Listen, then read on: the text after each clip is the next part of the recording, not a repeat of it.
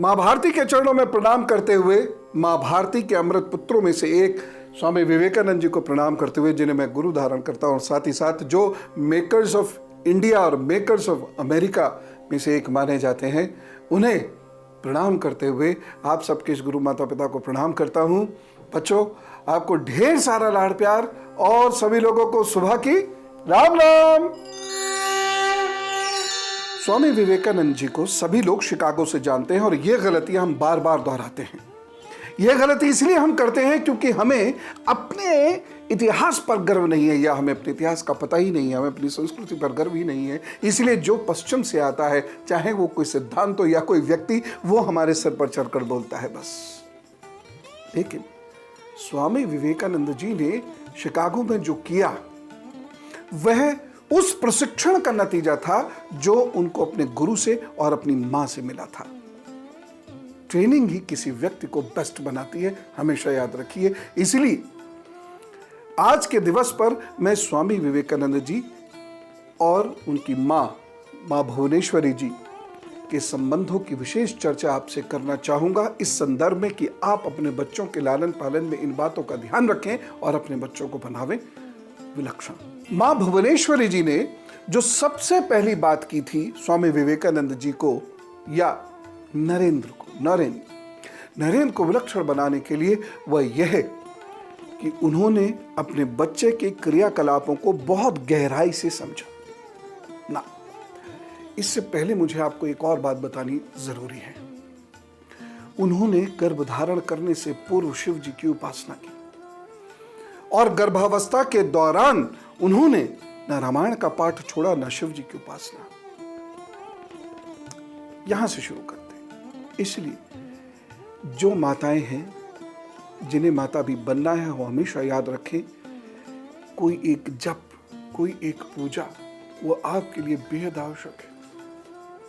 उससे आपका मन शांत होता है, उससे तन शांत होता है, उससे आपका मेटाबॉलिज्म अच्छा होता है, आपके हार्मोन्स के सिस्टम अच्छे होते हैं। इसलिए आपको पूजा, साधना, ध्यान अवश्य करना चाहिए। और कैसी पूजा? जिसमें कोई आडंबर नहीं हो, जिसमें प्रभु का ध्यान हो, ऐसी पूजा मां भुवनेश्वरी जी ने की। परिणाम स्वरूप कौन अवतरित हुए? नरेंद्र, जिन्हें पूरी दुनिया स्वामी विवेकानंद के नाम से जानती है। दूसरी बात, उन्होंने अपने बच्चे के क्रियाकलापों को बहुत गहराई से समझा और उस बच्चे को अपने हिसाब से मोड़ने की कोशिश नहीं की। उस बच्चे को उसके गुणों के हिसाब से विकसित करने का प्रयत्न किया। यही है लालन पालन का मूल मंत्र। तीसरी बात, उन्होंने अपने बच्चे को एक ओर धार्मिक बनाया और दूसरी ओर व्यवहारिक बनाया। हर मां को यही करना चाहिए। केवल पैसे के पाने के या नौकरी को पाने के चक्कर में अपने बच्चे को अत्यधिक व्यवहारिक मत बनाइए। कल को वह रोगों का भी शिकार होगा, मानसिक विकार का भी शिकार होगा और आपकी केयर नहीं करेगा। यही कहते हैं हम बृहस्पति ग्रह को बच्चे में मजबूत करना, चंद्रमा को बच्चे में मजबूत करना। इससे जो इस प्रकार का लालन पालन करती हैं माएं, यानी अपने बच्चे को जहां धर्म और अध्यात्म की शिक्षा देती हैं अथवा दिलवाती हैं। यदि आपको नहीं मालूम धर्म अध्यात्म, कोई बात नहीं, आप लेके तो जा सकते हैं अपने बच्चों को शिक्षाओं के लिए। तो जो माएं अपने बच्चों को शिक्षाएं देती दिलवाती हैं, और कभी भी मेरी किसी माँ से मुलाकात होती है, मैं यही कहता हूँ, आप अपनी जिंदगी जी लेंगे, इस बच्चे को विलक्षण बनाने के लिए कुछ प्रयत्न कीजिए। भेजिए सत्संग में, भेजिए ध्यान में, और वहीं दूसरी ओर उसको व्यवहारिक ज्ञान भी दें। यानी जो शास्त्र वह समझ रहा है, पढ़ रहा है, वह रोजमर्रा के जीवन में किस प्रकार से उपयोगी है, इसका भी ज्ञान दें। इससे क्या होगा? बच्चे का बृहस्पति बेहतर होता चला जाएगा। क्या होगा? बच्चे का चंद्रमा बेहतर होता चला जाएगा। उससे क्या होगा? बच्चे में एक ओर तो ज्ञान बढ़ेगा, दूसरी ओर घमंड घटेगा, तीसरी ओर मन शांत होता चला जाएगा और वह प्रोग्रेसिव होता चला जाएगा। इसीलिए जब भी बुरा वक्त आएगा, और बुरा वक्त हर एक के सामने आता है, जब भी बुरा वक्त आएगा वह उससे घबराएगा नहीं, बल्कि उससे भिड़ जाएगा और उसको हरा कर दम लेगा।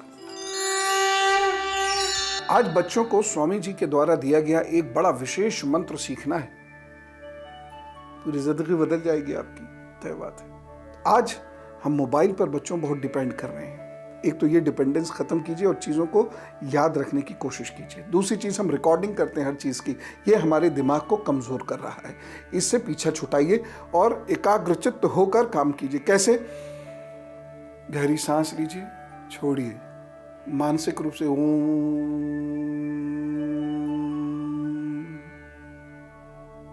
शांति शांति शांति, इसे बोलिए या जोर से भी बोल सकते हैं। उसके बाद सुनना शुरू कर दीजिए। आप देखिएगा हर चीज दिमाग में रजिस्टर होती चली जाएगी। मत ध्यान दीजिए आपकी रिकॉर्डिंग करने आएगी। आपको 2 ऐसे नुस्खे बता रहा हूं जो आपकी स्मरण शक्ति को एकदम टनाटन कर देंगे। पहली चीज, स्मरण शक्ति एकदम रॉकेट की तरह से बढ़ेगी। 2 चम्मच शहद, 1 चम्मच धनिया, ये मिला लिया कीजिए और रोज चाट लिया कीजिए। उन लोगों को जिनकी बीमारी की वजह से स्मरण शक्ति या दवाई खाने की वजह से या बहुत तनाव की वजह से भी स्मरण शक्ति कमजोर हो रही है, उन लोगों तक को इससे फायदा मिलना शुरू होगा। करने लंबे समय तक पड़ेगा, लेकिन इस उपाय से फायदा बहुत होगा। और दूसरा नुस्खा, अदरक जीरा मिश्री, ये पीस लीजिए और उसके बाद खाना शुरू करिए। रोज कब? दिन में 3 बार, छोटी चम्मच। देखिएगा एकदम याद होती चली जाएंगी आपको चीजें और मन शांत होता चला जाएगा। बार बार मैं मन शांत करने पर क्यों जोर दे रहा हूं? क्योंकि जिस व्यक्ति का मन शांत नहीं हो सकता, उसका तन भी शांत नहीं हो सकता और उसके अंदर मानसिक दौर्बल्य उत्पन्न होगा। ऐसे व्यक्ति की स्मरण शक्ति कमजोर होती चली जाएगी, ऐसे व्यक्ति की एकाग्रता कमजोर होती चली जाएगी, ऐसे व्यक्ति के रिश्ते भी कमजोर होते चले जाएंगे और शरीर में तो पेट खराब रहेगा, कमर खराब रहेगी, दिमाग खराब रहेगा। बच्चों, हमेशा याद रखना, स्वामी जी ने एक बात कही थी, He who cannot worship his mother literally cannot become a great person. कहने का मतलब है, वह व्यक्ति जो अपनी माता की पूजा नहीं कर सकता, वह कभी महान नहीं बन सकता। और 2 जननी होती है हमारी, एक हमारी बायोलॉजिकल मदर होती है और एक होती है धरती माँ, भारत माता। इन 2 की जो पूजा नहीं करेगा वो ग्रेट हो ही नहीं सकता।